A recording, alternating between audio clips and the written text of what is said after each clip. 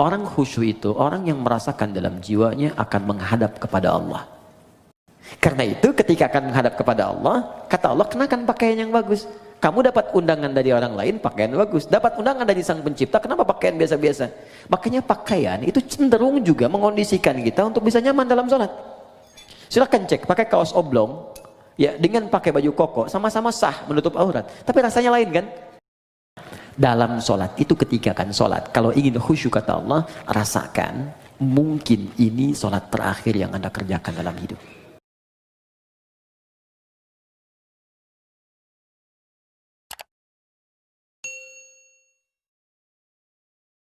Bismillahirrahmanirrahim. Memang khusyuk itu masalah yang luas, universal, tidak tersekat ke dalam profesi dokter bedah saja. Tukang kredit ketika sholat bisa ingat kreditnya. Yang mau arisan bisa ingat tuh, ya ini giliran siapa menangnya. Semua. Karena itu di hadis Nabi menyebutkan umum. Ada dua penyebab orang tidak khusyuk. Pertama, faktor setan. Ada setan khusus menggoda orang sholat. Namanya khanzab. Ada yang menyebut khinzib. Setan itu banyak jenisnya. Nanti mungkin bagus juga kalau kita belajar fikih setan. Ya, supaya tahu cara menghindarinya. Ya, kita nanti belajar jenis-jenis setan. Ada setan di rumah tangga. Ya, ada di Quran surah kedua ayat 102, namanya dasim. Ada setan di pasar, itu yang kalau ke mall pulang-pulang masih ingat tas belum dibeli. Ada, ya, ada banyak. Ya, ada setan di tempat-tempat musik, ada banyak macam-macam. Ya, nah ini kembali ke setan yang goda orang sholat. Nanti saya sampai ke jawabannya. Di Nabi mengatakan dalam salah satu hadisnya, bima ma'na idza kabbara, kalau seorang sudah mulai takbir, kemudian faqala syaitanu, maka setan sudah mulai berbisik di benaknya, udzkur kada, ingat ini, ingat itu. Itu ke semua. Kalau kita belum takbir, itu biasa Pak. Gak akan ingat tentang bedah, tentang pasien, tentang macam-macam. Tapi ketika Anda mulai takbir, Allahu Akbar, mulai ingat. Gunting tadi letaknya di mana? Ini ada yang belum dibedah, ini ada yang muncul semua. Berarti normal. Karena setannya betul menggoda. Ya, datang tuh. Baik. Hatta la yash'ural musalli kam raka'atan yusalli. Sampai-sampai ada orang salat yang tidak ingat berapa rakaat sedang ia kerjakan itu. Berarti benar kan hadis Nabi-nya? Dan kita semua umumnya hampir mengalami itu. Maka apa solusinya? Maka yang pertama sebelum sholat diminta kita untuk berlindung kepada Allah, berniat dengan benar. Innamal a'malu binniyat, semua amal bergantung pada niatnya. Maka kalau kita khawatir waswas, fasta'iz billah, minta perlindungan kepada Allah dari godaan setan. Boleh ta'awudz, a'udzubillahi minasyaitonir rajim. Ada yang baca An-Nas, ya, qul a'udzu birabbin nas, minta kepada Allah perlindungan. Itu boleh dilakukan. Ini bagian pertama. Dan ulama di sini nggak ada persoalan memohon kepada Allah perlindungan sebelum sholat, karena sholat dibuka dengan takbir secara bacaan, kemudian ditanamkan dengan niat.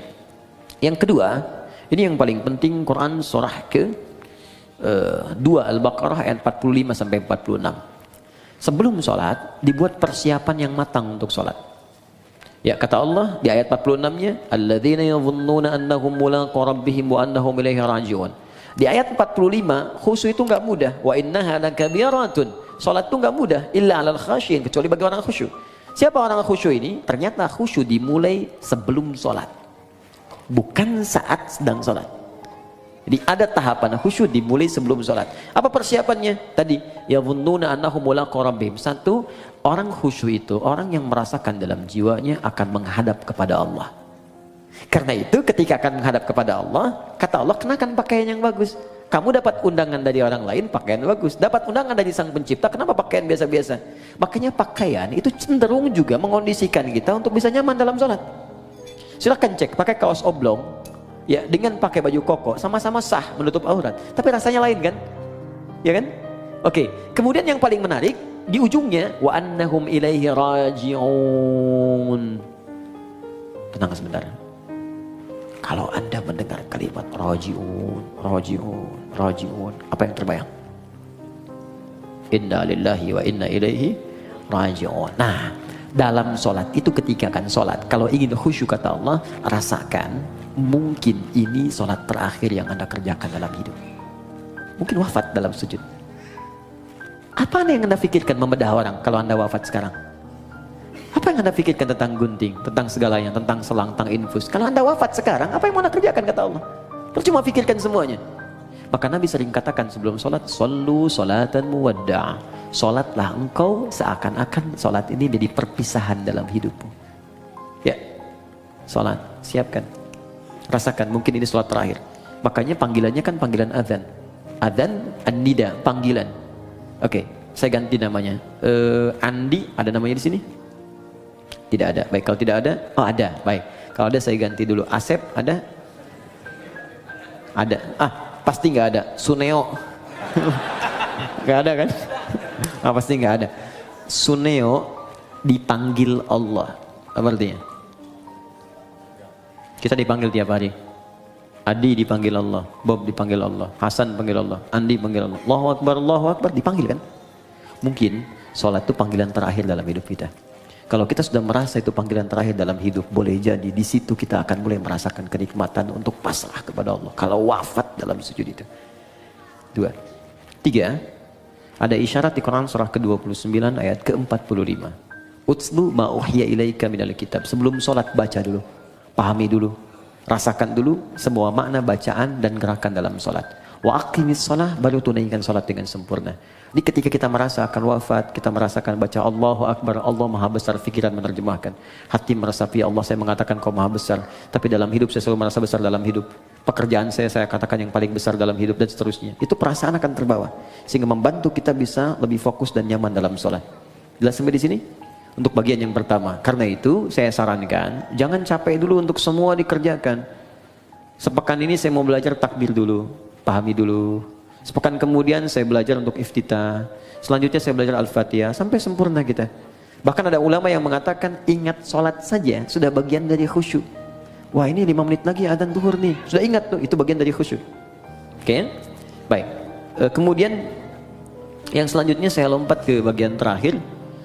Yang haram ketika hadir dalam jiwa kita atau kehidupan kita, bagaimana solusinya? Kalau dari pakaian dan sebagainya, ada sebagian yang ekstrem mengatakan buang, ada yang mengatakan bakar. Tapi kalau ada dari manfaat-manfaat bisa digunakan secara sosial, maka jumhur ulama lebih menyarankan arahkan kepada kepentingan sosial.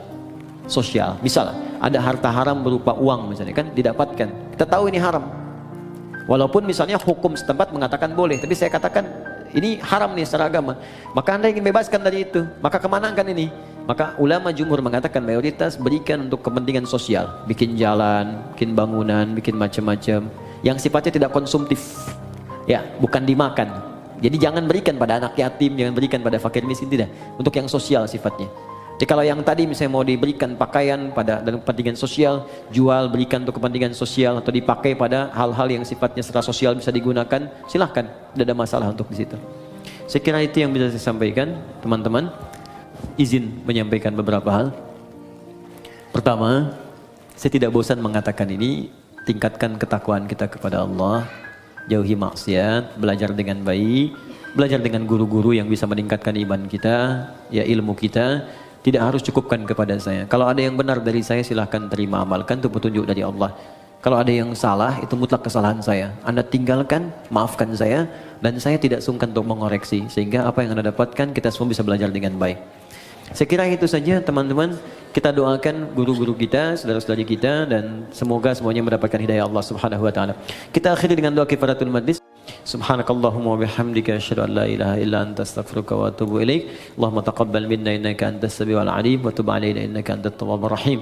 Rabbana atina fid dunya hasanah fil akhirati hasanah wa qina adzabannar wa akhiru da'wana alhamdulillahi rabbil alamin. Assalamualaikum warahmatullahi wabarakatuh.